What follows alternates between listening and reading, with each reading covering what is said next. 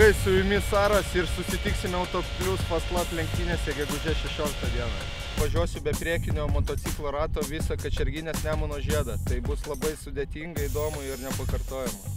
Esu pripratęs geriau, kaip priekinis ratas yra, žinai, biški kitoks tas kritimas, o čia jau skaudžiai būtų. Tai bandysiu viską atlikti švariai, be klaidų ir užtikrinti. Tai būsiu ir šėryklui, važinėsiu su drifteriais, parodysiu savo freestyle programą, taip pat pabandysiu padriftinti jų trasą, nusimt ratą, pasibandyti kaip gaunasi ir tikiuosi viskas bus sėkmingai, be traumų, be griuvimų, be klaidų.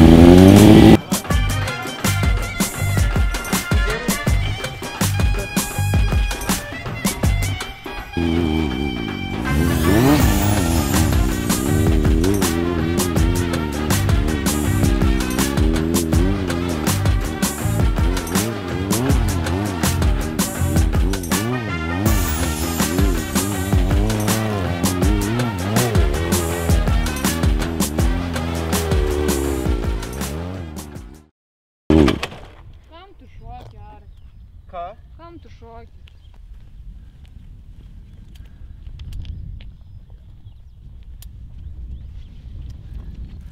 Ką skauda?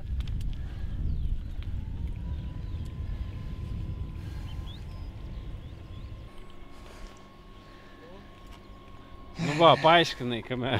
Nu. Tai čia vietoj buvo, tai įsivaizduok, jeigu ant greičio. Nu, žiauriai įsivarė šaunu. Nu, šia dabar jau tikrai reikia.